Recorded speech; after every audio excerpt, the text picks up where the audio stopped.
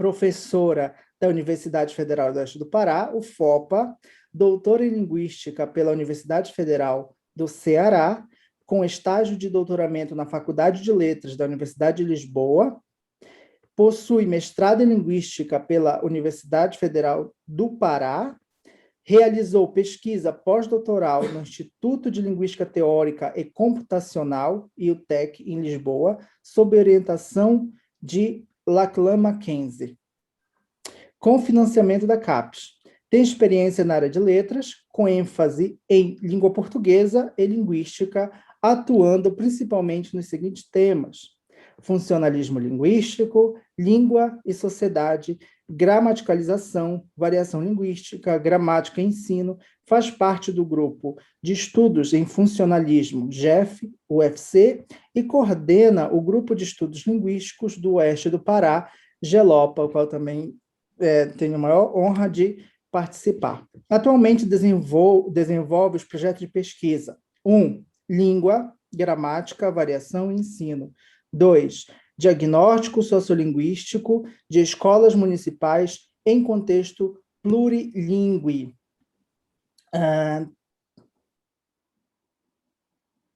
É isso? Sim. E projetos de extensão: 1. Discutindo tópicos de linguagem. 2. Do real para o virtual, discutindo língua no YouTube. 3. História e memória, registro de vidas femininas. E é professora permanente do Programa de Pós-Graduação em Educação da UFOPA e do Programa de Mestrado Profissional em Letras, e acredito que agora já posso acrescentar professora e coordenadora do Programa de Pós-Graduação em Letras da mesma universidade, e é coordenadora, né, desse programa. Bem-vinda, professora, é uma honra tê-la aqui conosco, pela experiência, pelas parcerias, enfim, pela amizade que nós temos juntos, que nós temos de longa data, e o espaço é seu. Peço que os colegas ouvintes, participantes, desliguem o microfone, tá bem?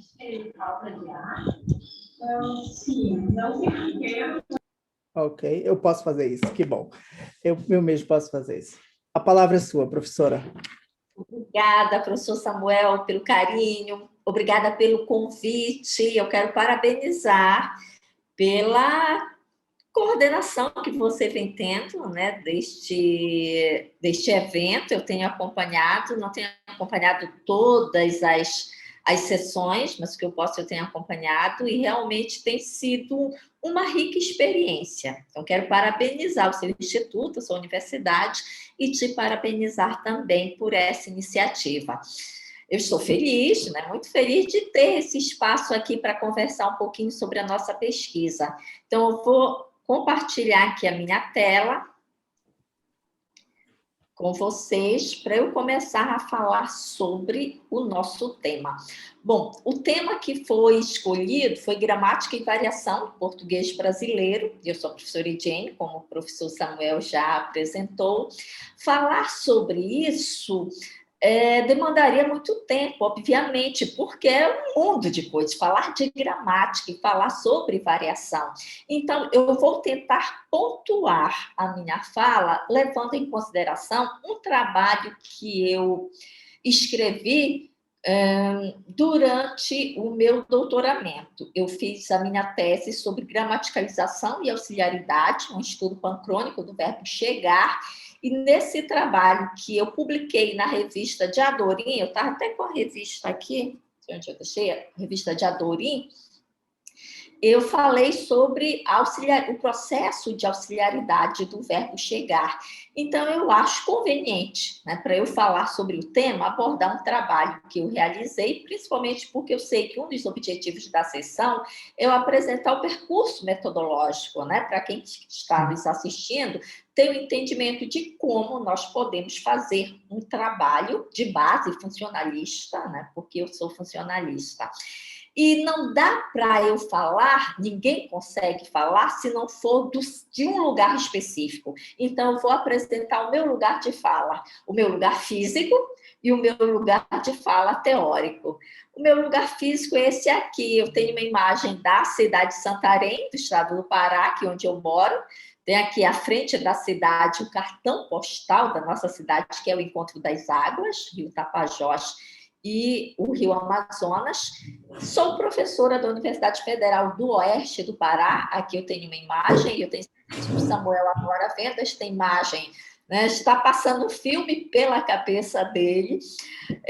Faz mais de um ano que eu não vou a este campus, né, devido à pandemia, e dá-se um aperto no coração quando a gente vê essas imagens, né, uma saudade deste lugar, deste ambiente, e ao mesmo tempo uma indignação com tudo isso que nós estamos vivendo, sobretudo aqui no Brasil, com um número alarmante de mortes da Covid. E eu gostaria muito também de me solidarizar com todas as famílias brasileiras que perderam seus entes queridos. E como o professor Samuel falou, eu coordeno o GELOPA, Grupo de Estudos Linguísticos do Oeste do Pará. Então, aqui eu apresento para vocês o meu lugar de fala do ponto de vista físico. Eu sou paraense, sou santarena, trabalho na UFOPA, coordeno o GELOPA, então é esse meu ambiente físico. E o meu lugar de fala teórico é o funcionalismo linguístico. O funcionalismo como uma abordagem que se preocupa com a língua em uso, que vê a língua como uma função, quer dizer, nós falantes usamos a língua porque temos propósitos comunicativos, isso tem que ficar sempre muito claro, e nós dialogamos muito com outras abordagens teóricas, né, com outros saberes. Nós dialogamos muito, por exemplo, com a sociolinguística. Então, nós usamos muito a metodologia da sociolinguística, o nosso aporte teórico é do funcionalismo, mas em alguns trabalhos, não todos, mas em alguns trabalhos que nós realizamos, nós utilizamos a metodologia da sociolinguística pelo tratamento estatístico. Então, quando nós queremos mostrar dados quantitativamente, eu e mais, né, e muitos pesquisadores que fazem trabalhos dessa natureza, utilizamos a metodologia da sociolinguística. E eu vou falar um pouquinho, muito rapidamente, sobre isso para vocês. Bom, mas o nosso tema da sessão é gramática e variação no português brasileiro. Então, a maioria dos meus dados são dados do português brasileiro, mas depois eu vou explicar que o corpus que eu utilizei também tem dados da variedade europeia, né, do português de Portugal. Mas o fenômeno que primeiro eu detectei faz parte da variedade brasileira e depois, por curiosidade, eu fui pesquisando e fui encontrando esse fenômeno também na variedade do português europeu. Então, para início de conversa, é preciso ter muita clareza do que é que nós estamos falando quando nós falamos de gramática e variação. Então, eu preciso deixar claro o que é gramática e o que é variação. Por conta disso, e eu já falei que a minha coragem teórica é o funcionalismo, gramática para nós é o funcionamento da língua, né? Aquela estrutura organizada, ordenada, que constrói a língua. E para isso, eu vou me valer da Maria Helena de Moura Neves, no livro Texto e Gramática, de 2006, que ela diz que a gramática organiza relações, constrói significação, define efeitos pragmáticos que fazem o texto uma peça em função. Então, veja, toda a minha abordagem é funcionalista, porque para nós o texto é uma peça em função. Tudo que nós falamos tem um propósito comunicativo. E a forma como nós escolhemos essa forma, né, escolhemos para passar essa função, essa forma é motivada pela função que nós queremos apresentar, o que nós queremos mostrar, o propósito comunicativo que nós queremos atingir. Então, a gramática, para nós, nos ajuda a construir o significado.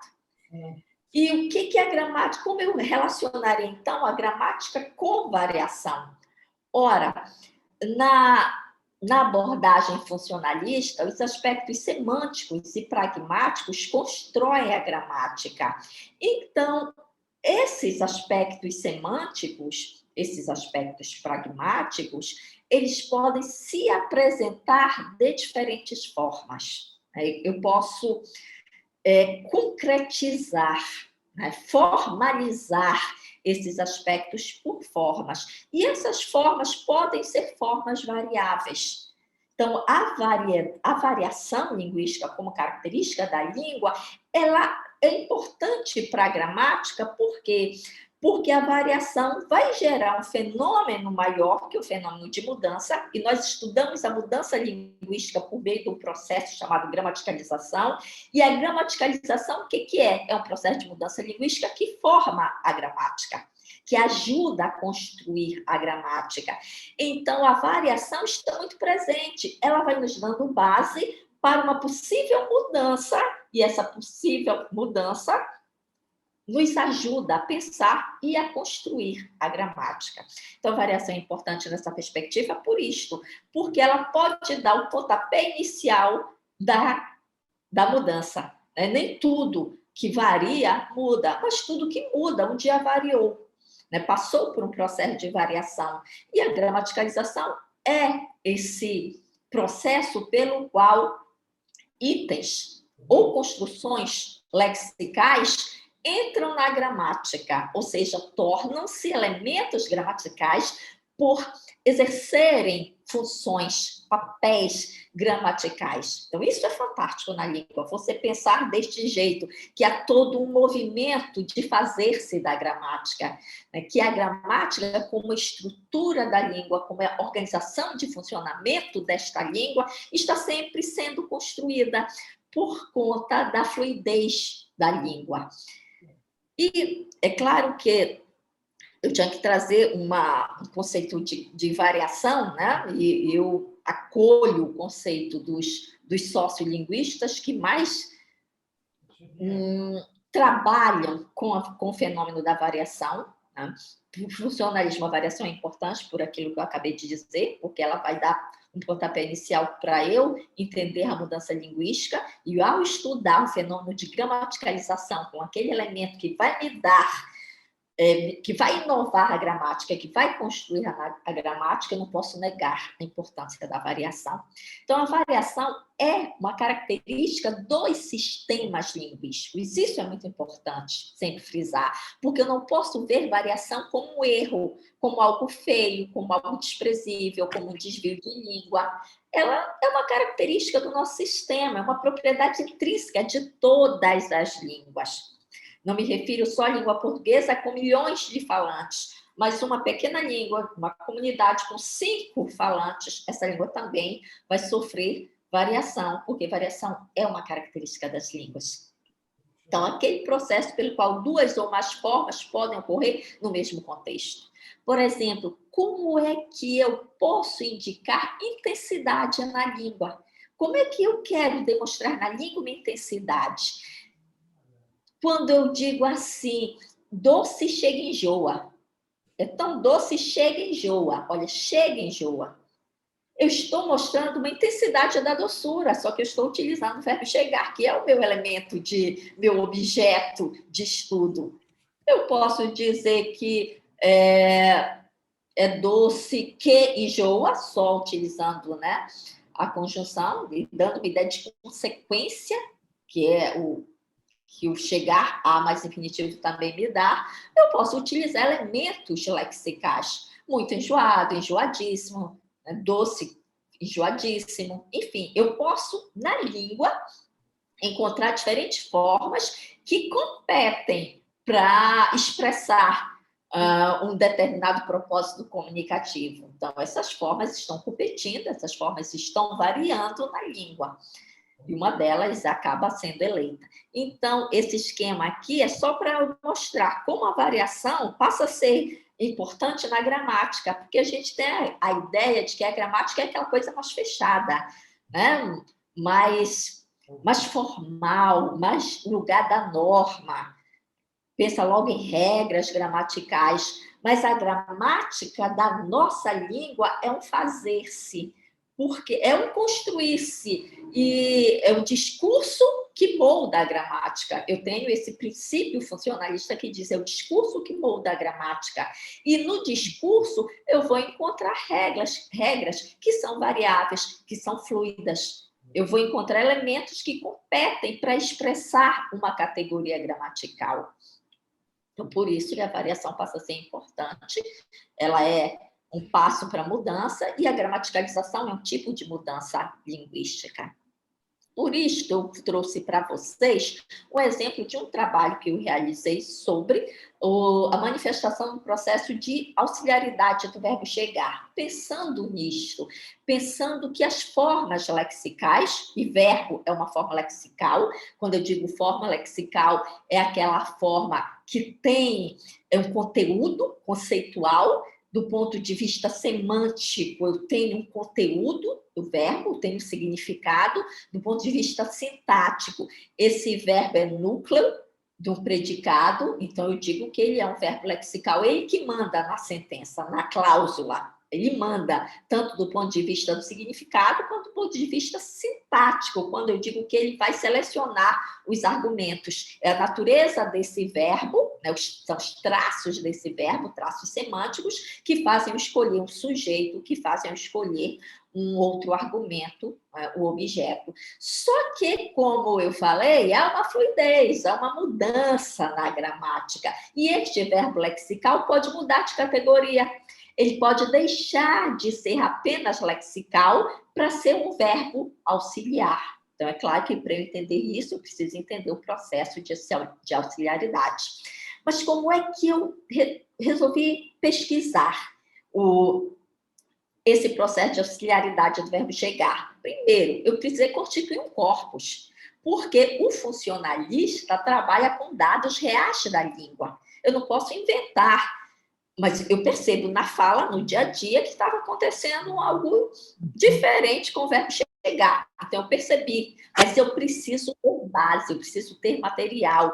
Então, eu coletei dados orais. Coletei dados aqui de Santarém, montei um corpus bem simplesinho, com que eu ouvia, né, do verbo, mas eu precisei ir para o escrito para perceber de fato, porque é na escrita que a gramática ganha status, digamos assim, no sentido de que se está na escrita é porque realmente a forma inovadora já tem o seu papel garantido na língua. Então, fui para o escrito e durante o meu doutoramento, eu e o meu colega João Bosco Figueiredo Gomes constituímos um corpus, o CONTELPO, corpus mínimos de textos escritos em língua portuguesa. São textos não só do português brasileiro, mas também do português europeu, porque nós fizemos uma cobertura desde os primeiros textos do século XII, achamos pouca coisa, até o século XX.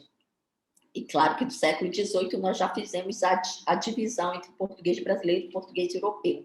Mas para este trabalho eu selecionei 2.000 páginas e identifiquei 117 ocorrências com a construção chegar a mais infinitivo, que é onde eu percebo a função auxiliar do verbo chegar.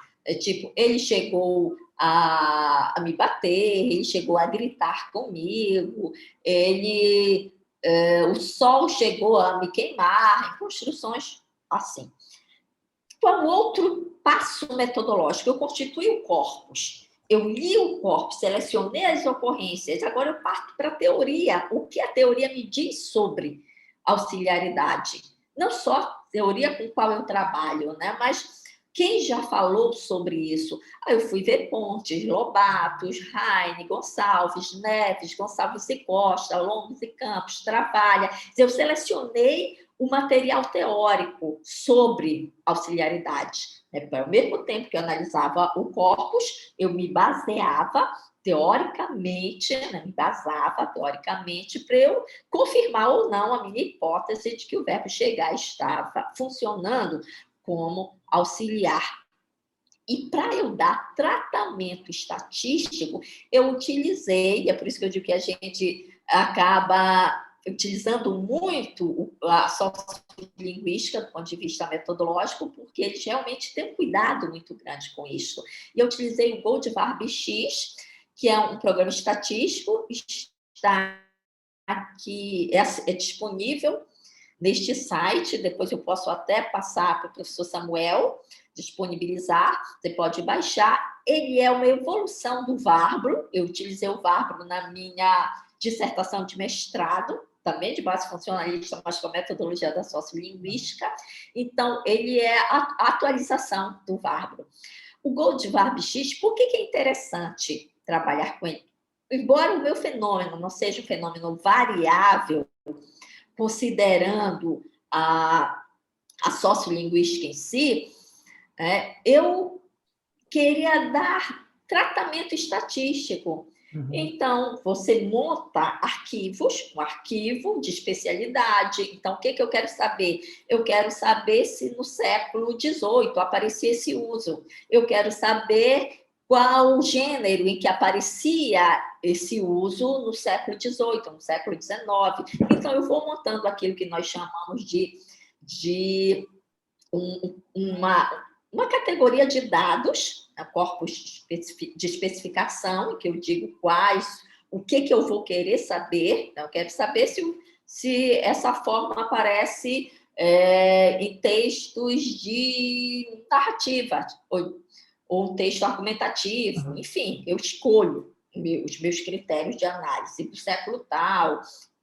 Eu posso também escolher fatores de ordem mais linguística, eu posso esmiuçar mais a minha análise. Por exemplo, eu quero saber se essa forma ocorre em todas as pessoas discursivas, ou é acompanhada com todos os tipos de verbo. Quer dizer, quem é esse verbo no infinitivo que vai aparecer? É qualquer verbo?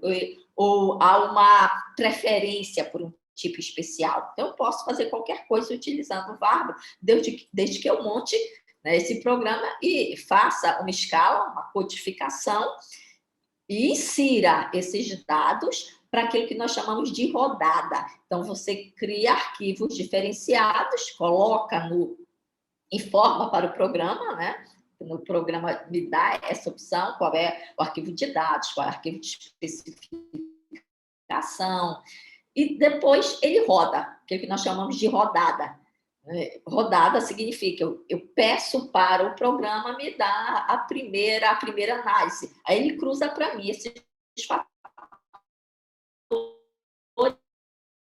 e já dá o percentual e pesos relativos. Então, assim, é ótimo para quem quer trabalhar com dados estatísticos mais precisos. Então, foi isso que eu fiz. Eu precisei também entender que o verbo possui uma natureza escalar. Quer dizer, o que significa uma natureza escalar? Ele não está fixo num ponto da gramática, mas ele se move, ele tem escala. De um lado, os verbos lexicais e, de outro lado, os morfemas gramaticais. Olha que interessante fazer-se da gramática, porque os morfemas gramaticais que nós temos hoje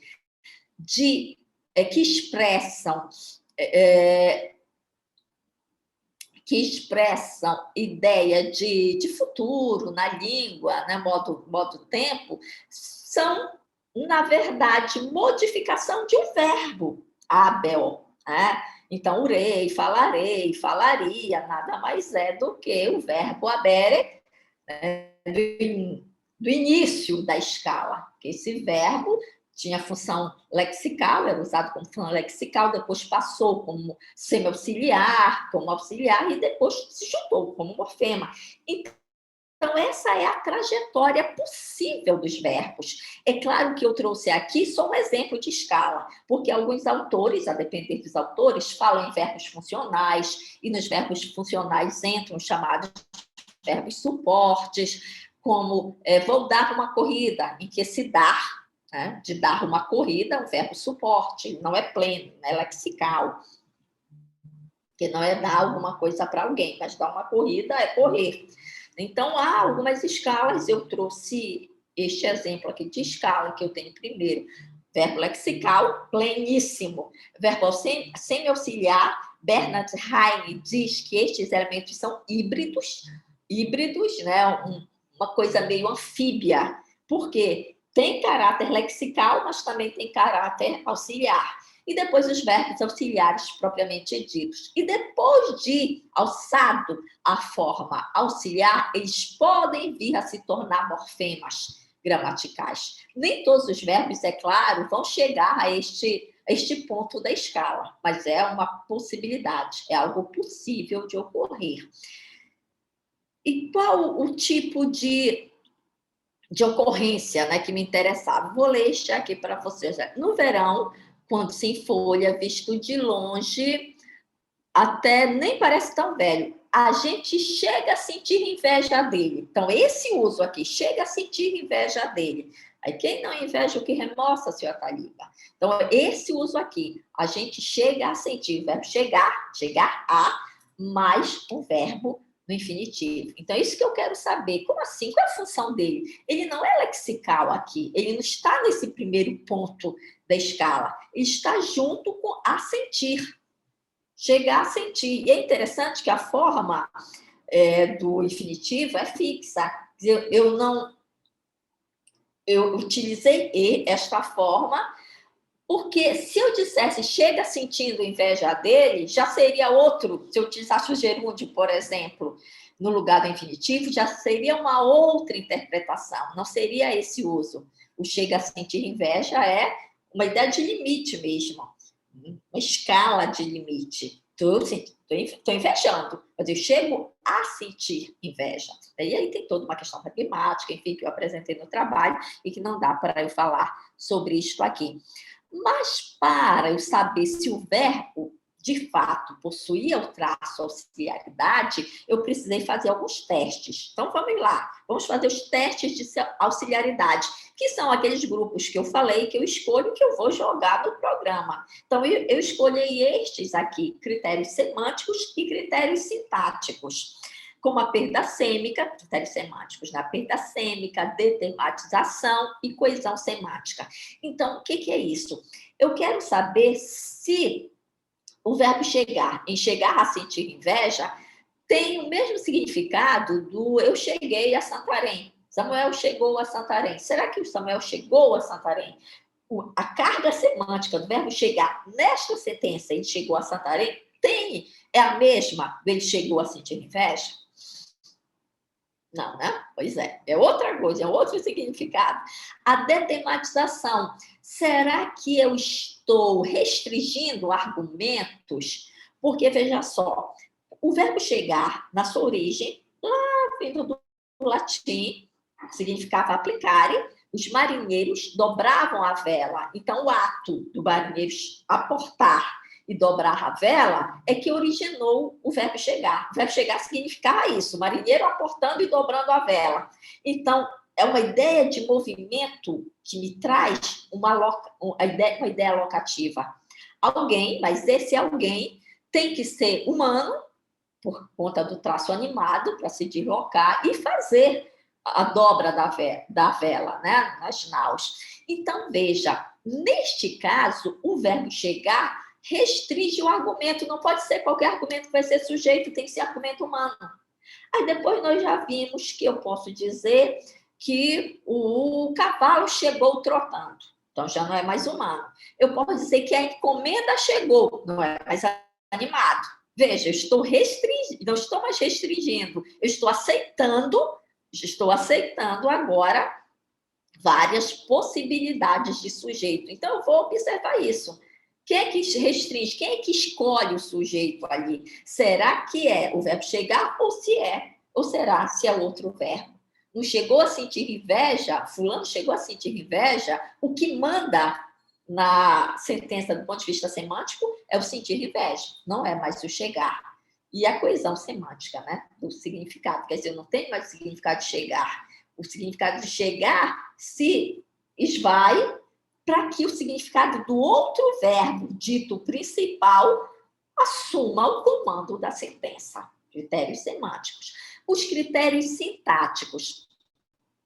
Impossibilidade de inserção do argumento entre o auxiliar e o principal. Quer dizer, para eu identificar o nível de gramaticalidade, eles precisam estar bem integrados.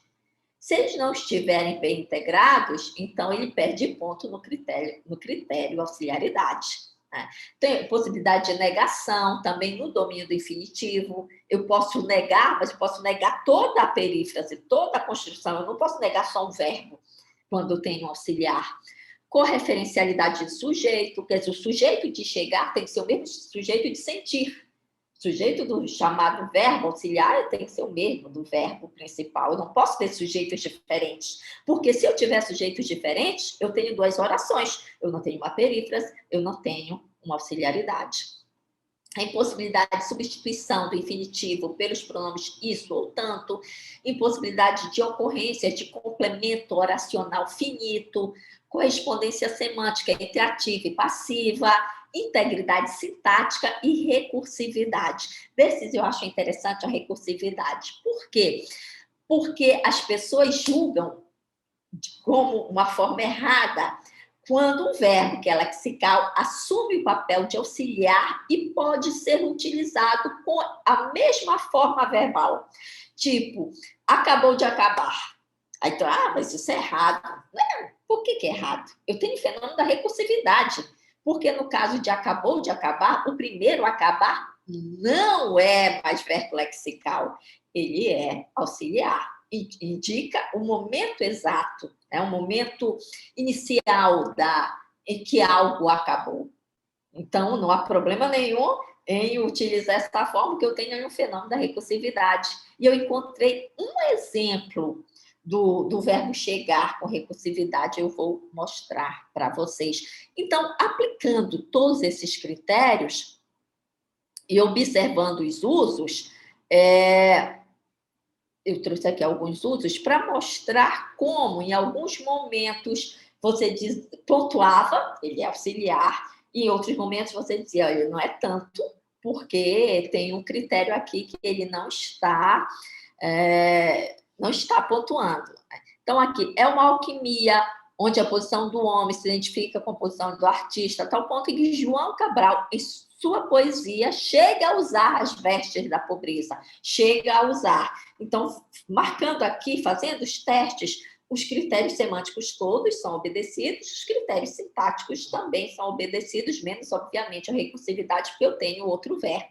Eu não tenho o verbo chega a chegar. Mas, aqui, olha, tu, senhora, tu me deste o valor que me faltava para chegar dignamente a ser de ti conhecido. Eu tenho a presença do dignamente, um advérbio entre o verbo chegar e o verbo principal. Então, quer dizer que a integridade ainda não é total. Eu tenho é possível incluir um elemento entre o verbo chegar e o outro. Eu não posso dizer, quando eu digo assim, tinha estado, ele se junta mais. Será que eu consigo colocar um elemento entre estes elementos, entre estes verbos, entre essas formas verbais? Me parece mais difícil.